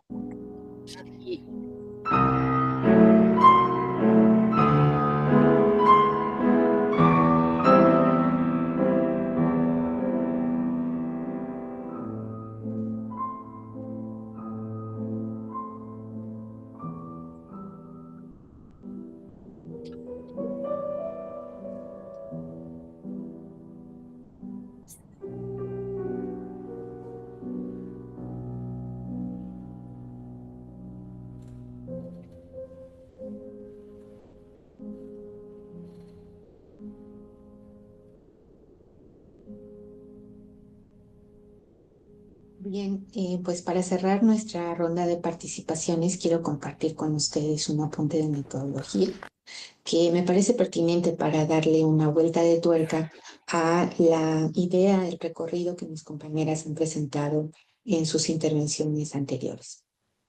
Justamente haciendo un recordatorio sobre lo que hemos visto en las intervenciones pasadas, me gustaría destacar que cuando nos han presentado ejemplos de las reflexiones que los niños producen sobre asuntos muy específicos del lenguaje escrito, como puede ser la puntuación o la segmentación de palabras, mis compañeras han presentado textos producidos o intervenidos por los niños. Y esa es una singularidad de nuestra línea de investigación, porque los textos nos permiten dar condiciones de anclar el significado para que los niños puedan elaborar ideas no como abstracciones de la lengua, sino como en el contexto en el que esos elementos de la escritura tienen lugar, en el que tienen sentido. Y para pensar un poco más en eso, me gustaría hacer un paneo inicial cuando vemos en conjunto las investigaciones de este legado vivo. Vamos a encontrar trabajos sobre una variedad de textos amplísima. ¿Y cómo sabemos que un determinado diseño metodológico ha resultado eficiente, funcional para este marco epistémico? Bueno, pues una vez que tenemos posibilidad de trabajar con los niños y los niños consiguen entrar a la tarea, trabajar y generar una determinada respuesta sin la intervención de los adultos, sin nuestra participación directa, tenemos unos buenos elementos para considerar que la tarea cumple con condiciones suficientes para que los niños puedan elaborar pensamiento espontáneo. Y espontáneo no porque les aparezca como un chispazo, sino porque ocurre a partir de su propia elaboración y no por la conducción de un adulto. Esa es una de las características distintivas de estos diseños. Consideremos un par de ejemplos. Los compañeros que trabajaron sobre las reflexiones que los niños pueden elaborar con respecto a diferentes clases de morfemas, diseñaron un conjunto de tareas que fueron presentadas como juegos para que los niños pudieran descomponer y articular, reformular palabras en ese contexto.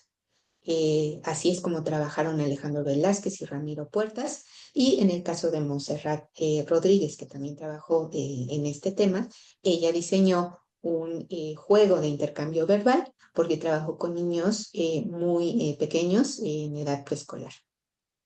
Hay otras investigaciones en donde además se agrega una variable que tiene que ver con el posicionamiento de los niños frente a los textos que van a trabajar o frente al contexto de la tarea.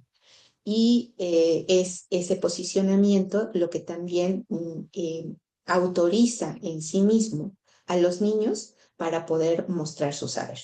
Y ese es el caso de la tesis de Paola Ramírez, que trabaja sobre reflexiones que los niños pueden elaborar en torno a variaciones tipográficas. Para considerar qué es lo que piensan los niños sobre el sentido que confieren diferentes modalidades de presentación de tipografía, les presenta un mismo fragmento de una narrativa en diferentes modalidades de variación tipográfica.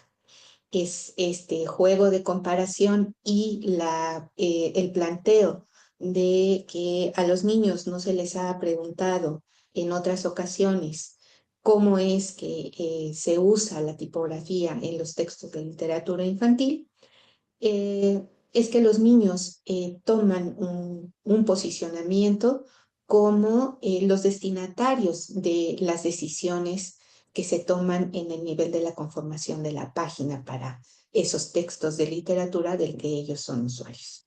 El juego y el desdoble de un niño como lector destinatario, como revisor autorizado o como editor de textos es una de las herramientas, una de las variables que van a encontrar en un buen conjunto de nuestras investigaciones. Y me gustaría detenerme en particular en el diseño de la situación que tiene que ver con la edición de textos, porque es una situación que planteó inicialmente Emilia Ferreiro para unas investigaciones en donde comenzó a explorar el trabajo de organización gráfica del texto como una vía para abordar la interpretación. La situación de indagación que Emilia preparó para trabajar en este problema es en apariencia muy simple y es en esa simpleza en donde reside su potencial investigativo, que da lugar a múltiples posibilidades de respuesta.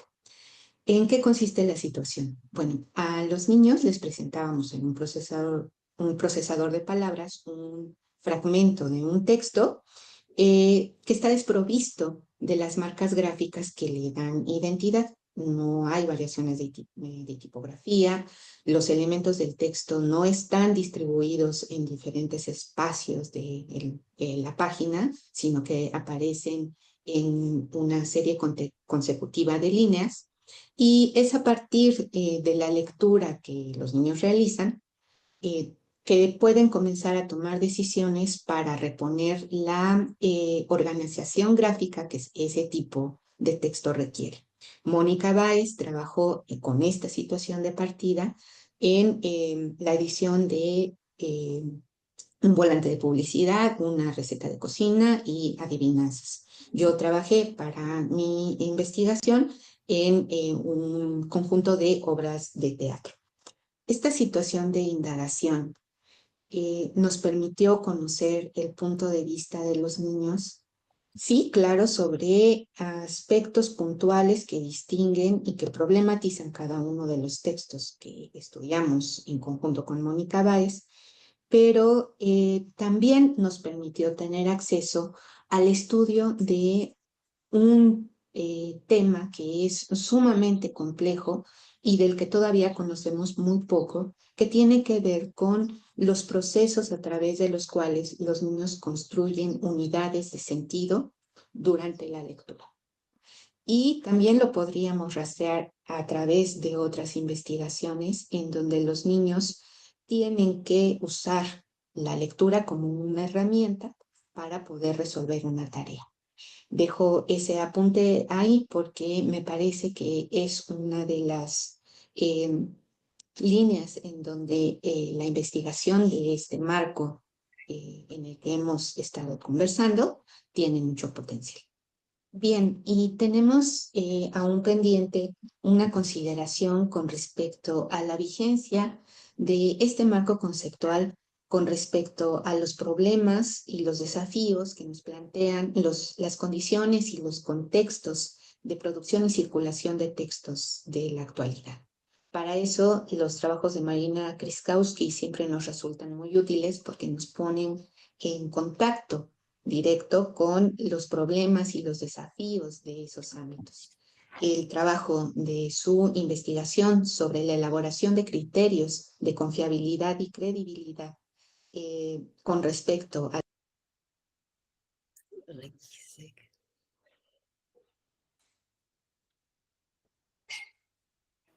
Hay un duende de tecnología que no nos va a ayudar esta tarde. En México dirías un chaneque, Sí, chaneque. O la luz, que siempre hacen travesuras. Bueno, pero realmente quedan muy pocos minutos y sí podríamos, o sea, bueno, sí los estamos invitando para que continúen y vean estas presentaciones, las vamos a subir al canal de YouTube, también van a estar disponibles aquí en la red, entonces vamos a seguramente tener otras oportunidades de seguir.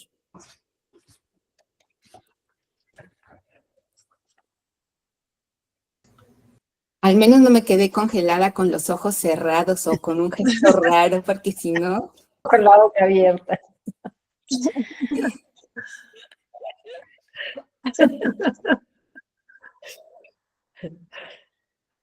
Julie insiste. Sí, claro, porque es muy generosa, Julie. A ver, vamos. Bienvenidas y bienvenidos. De confiabilidad y credibilidad con respecto a la información que circula en Internet son una referencia obligada para acercarnos a esa dimensión de pertinencia y de vigencia. Y hay otra ruta a través de la cual podemos plantearnos la vigencia de este marco de referencia, este marco conceptual, y tiene que ver con los posibles puntos de encuentro que hay entre estas investigaciones que conforman el legado vivo y su interés o su probable aprovechamiento desde el punto de vista didáctico. Los trabajos de Ani Ciro y de Mirta Castedo, que fueron producidos en este marco de indagación, pero con una base de diseño metodológico didáctico, son una de las plataformas a partir de las cuales podríamos aprovechar en esta red en particular una discusión interdisciplinaria acerca de las especificidades del trabajo de indagación en el área de la psicolingüística, de la psicología, y los requerimientos específicos que ocurren en el ámbito de la didáctica. Encontrar estas ocasiones para discutir, para reflexionar, puede ayudar y contribuir no solo a la socialización de este conocimiento que se ha producido en esta línea de investigación, sino a darle cabida y a darle una oportunidad de reflexión compartida con educadores e investigadores en un futuro. Eso es algo a lo que apelamos, a lo que invitamos. Bueno, es que en una semana dedicada a Emilia Ferreiro es importante hacer el ejercicio de convocarnos a encontrar buenos y nuevos problemas para compartir colectivamente.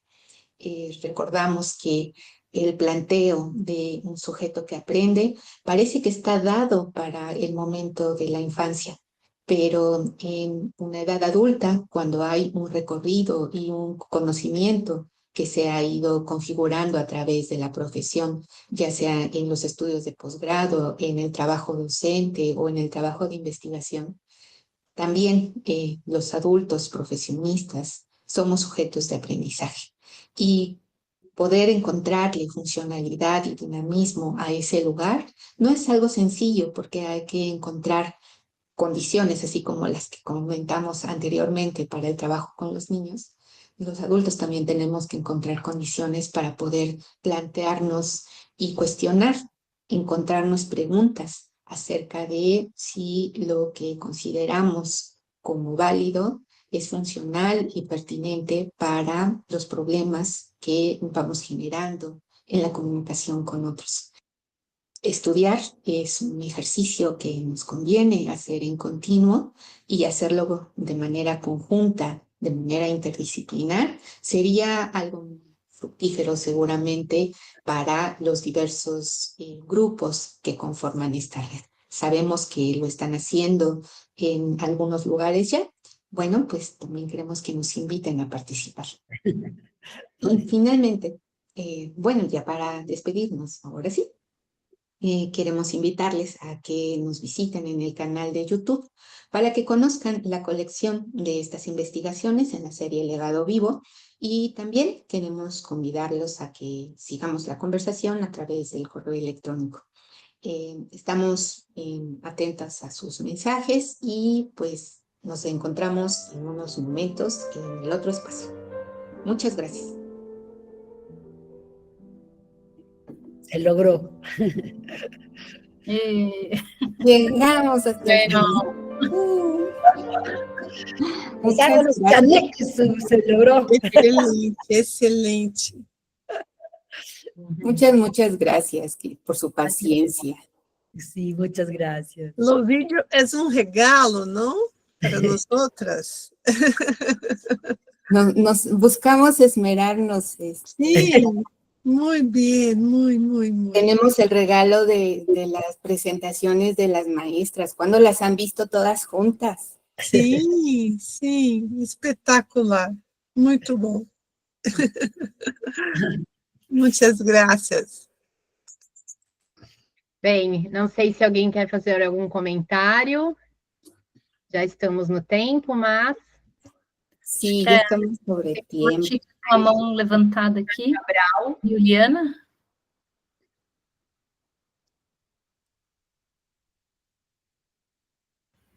Acho que não. Acho que não. Acho que foi sem querer. Sí. Ela baixou. ¿No? Yo creo que ya estamos sobre el tiempo, y que lo único que queda es invitar a todo el mundo a seguir colaborando y seguir avanzando, tanto en investigación como en trabajo didáctico, etcétera. Yo creo que es lo único que queda, porque estamos sobre el tiempo, y por respeto a la presentación que sigue, creo que lo que procede es solo dar las gracias y listo. Pues muchas gracias. Muchas gracias. son muy gentiles. Después de este regalo, tengo más ganas de arrumar mis balizas y me ir. Para que sea un legado vivo presencial. Sí, claro, presencial. Estaría genial. Y si vienen, lo llevamos por escuelas también de comunidades originarias, así de pueblos originarios, para que vean el trabajo. Y es interesante las lenguas originarias de Latinoamérica, porque son muy distintas a las occidentales. Tenemos que estudiar muchísimas cosas ahí, porque, por ejemplo, el maya tiene 25 vocales. Nossa, 25! Y 5 vocales porque tienen, por ejemplo, la A glotal, la larga, la corta, la tonal, o sea, hay aspectos de las lenguas indígenas que son realmente interesantes para indagar. Yo tengo un estudio ahí Sepas que Emilia hablaba que las vocales brasileñas no eran confiables, ¿no? Porque tenemos 12. Entonces, las vocales indígenas son las peores, ¿no? Porque tienen... tenés además los tonos, las lenguas tonales, toda la estructura morfosintáctica. Va a ser muy interesante trabajar con los sistemas de escritura de las lenguas. Claro, sí. Claro, generar como pequeños grupos que se quieran sumar para ir discutiendo, porque creo que cuando nos juntamos todos, la idea era también como, y creo que fue el discurso de toda la investigación que tenemos ahorita, ¿no? Desde lo tecnológico. Recuerda que en la red anterior, digamos, armamos lo que llamamos circuitos de visitas. No sé si pero nosotros acá en Argentina armamos lo que llamamos circuitos de visitas donde venían distintos docentes, investigadores, profesoras de institutos de formación, distintos grupos, e íbamos a recorrer escuelas y se armaban grupos de cosas. Tendríamos que hacer eso, ¿no? El Núcleo Léxico está empezando a organizar un evento importante aquí como para octubre, noviembre, estamos recién porque consiguen fondos de la universidad, así que vamos a... De hecho, queremos... En este momento teníamos el apoyo de la fundación, entonces fue el dinero que invitábamos pagándoles a los maestros el viaje, la estadía.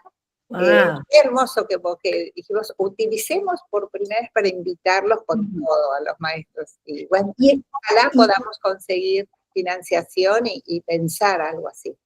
Y en el evento que estamos organizando, vamos a hacerlo de 3, como estamos pensando 3 días, hay 2 días en la Ciudad de México, pero hay un día en Yucatán. Vengan a Yucatán. Y los maestros nos quieren llevar a los mayas, es zona maya. Avísenos con tiempo. No, si ya terminando aquí empezamos con eso, organizar eso y por supuesto con mucho tiempo para que nos organicemos, claro que sí. Bueno, la felicito, fue hermosa la exposición.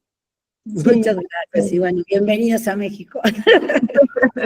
Muchas gracias. Gracias. Muchas gracias. Ustedes por la oportunidad. Bien todas. Nos encontramos en las siguientes. No, sí. Bueno, muchas gracias. Bye. Queridas, vou então seguir para o encerramento do nosso encontro. Eu queria agradecer a presença aqui da Diana Grunfeld, que linda, da Argentina, Cláudia Molinari, membro do Conselho Consultivo. Também agradecer a vocês a participação tão importante da Rede México, né, na presença da Sofia Vernon, da Célia, a Mira, a Graciela, a Aris. Quero agradecer também a todos os participantes que estiveram nesta sala. E é isso, não esqueçam de assinar a lista de presença. E muito obrigada e até mais. Até os próximos últimos encontros que teremos em seguida. Muchísimas gracias. Un abrazo a todas y todos. Bye, bye.